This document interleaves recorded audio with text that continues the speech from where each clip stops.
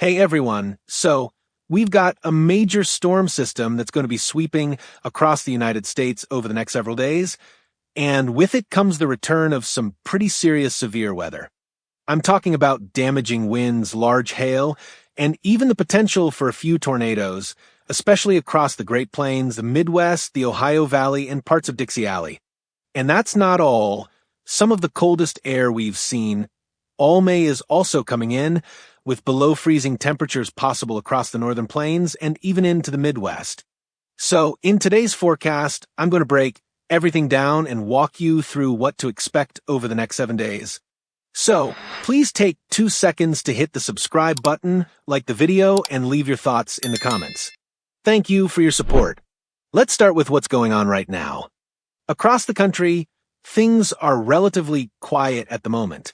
We've got a low-pressure system spinning out in the northeast, and as it drifts further northeast, it's going to drop some rain and even a bit of snow in the higher elevations, mainly in parts of Vermont, New Hampshire, and Maine.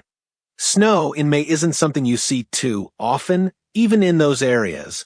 Now, if you look over the central and southern plains, it might appear calm, but there's actually a northwesterly flow setting up, and that's increasing the chances for severe weather across parts of Texas and Oklahoma today.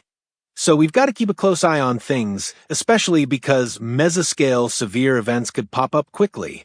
We're looking at a setup that could include very large hail, damaging winds, and a tornado or two, so definitely something we've got to stay on top of. As we go into the weekend, things really start to ramp up. We've got another low-pressure system moving in off the Pacific, and by Sunday into Monday, I think we're looking at a much more widespread threat of severe weather across the Great Plains. Just to recap, Tuesday's severe weather event was no joke. We had over 24 tornado reports from the Midwest down through the Ohio Valley and Dixie Alley. In total, we're talking about almost 500 severe weather reports, so yes, that definitely qualifies as an outbreak. And on Sunday, southern Kansas got absolutely hammered. Multiple EF3 tornadoes were confirmed, many of them happening just after sunset. 4 of them were over half a mile wide, some real wedge tornadoes, and they hit areas like Greensburg and Plavina hard. Now, let's shift and talk about what's coming up next week. The weather pattern is changing, and it's creating the perfect setup for more severe weather. Right now, there's a deep trough in the jet stream along the East Coast, which is bringing in colder air and more rain across the Northeast. On Friday, we'll see a weak ridge forming in the Great Plains, but that'll quickly fall apart by the weekend as the next low-pressure system moves over the Rockies. That's when the real action starts. By Sunday, this storm system will get better organized and push into the Central Plains. I think we could be looking at a more widespread severe event either Sunday night or into Monday night. Areas like Kansas, Missouri, Arkansas, Oklahoma, Texas, and Louisiana, this is a heads up for you. Then, on Monday into Tuesday, the system will continue moving toward the Ohio Valley. It's got some similarities to the storm we just saw last week, but there's going to be a big difference. A surface-based high-pressure system that could stabilize things and lower the severe threat a bit in the east. So, unless this low-pressure system strengthens significantly, I think the odds for big storms in the Ohio Valley or East Coast on Tuesday or Wednesday are relatively low, but still something to keep on the radar. Looking further ahead, I think we stay in an active pattern all the way through the end of May and into early June. Based on what I'm seeing now, I think we'll have at least a low-end severe threat in the plains almost every day starting around May 30th and continuing into the first part of June. All right, let's break down the severe weather risk day by day, starting with today, Thursday. We've got a slight risk right along the Red River Valley in Texas and Oklahoma, especially around Dallas-Fort Worth and Ardmore, Oklahoma.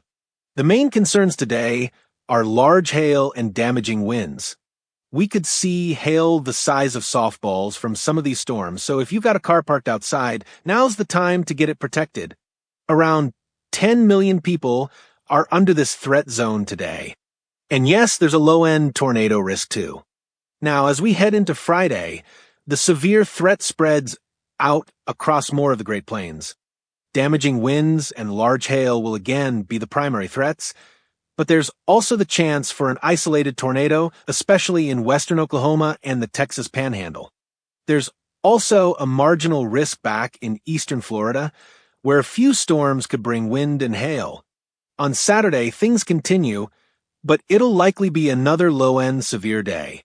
Still, I'm keeping a close eye on western and central Oklahoma, as well as the Texas Panhandle.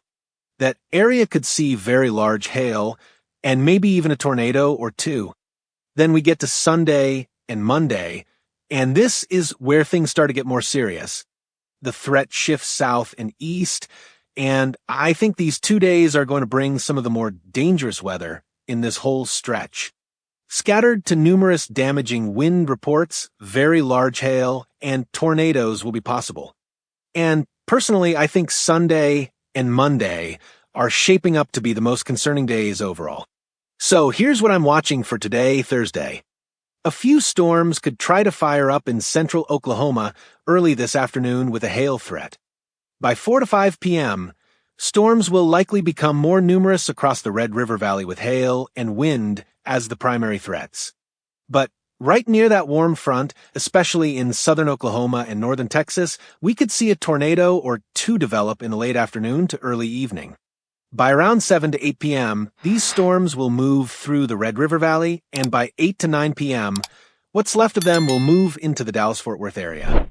The wind threat will probably dominate by that point, but there could still be some large hail and a very small tornado risk. So, please take 2 seconds to hit the subscribe button, like the video, and leave your thoughts in the comments.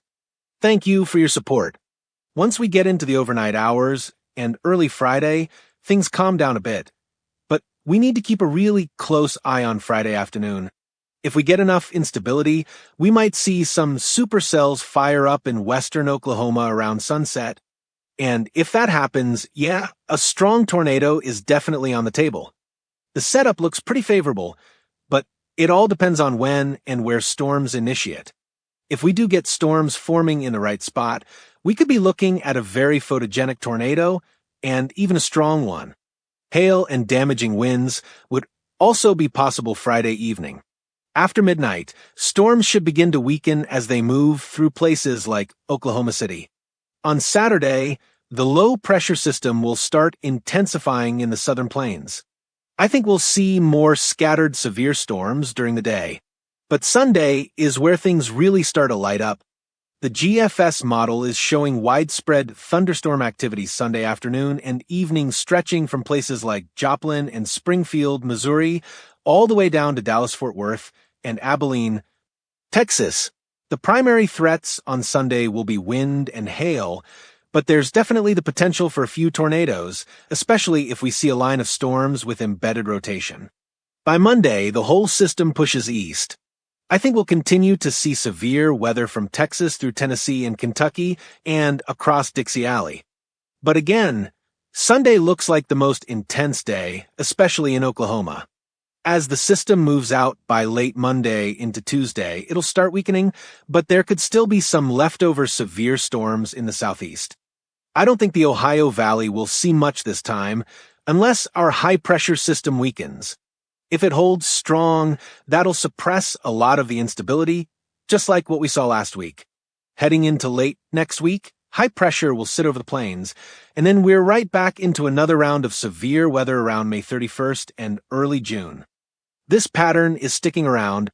Also, we've got a big shot of cold air coming.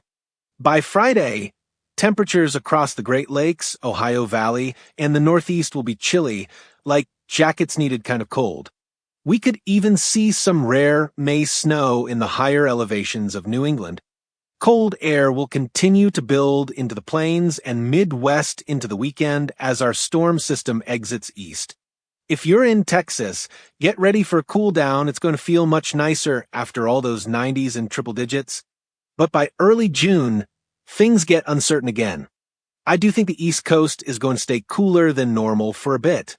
And get this, tomorrow morning we're expecting lows in the upper 30s and low 40s across the Ohio Valley, Midwest, and Northeast. So yeah, it's going to feel pretty cold. For me, Living in Florida, that's downright frigid. For you guys in the Midwest, I know that's more like early spring, but still, grab a jacket.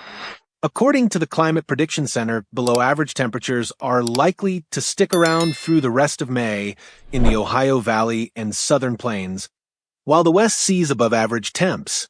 Thanks so much for watching today's forecast. If you're new to the channel, make sure to hit that subscribe button and tap the bell so you don't miss anything. Stay safe, stay weather aware, and I'll see you in the next one.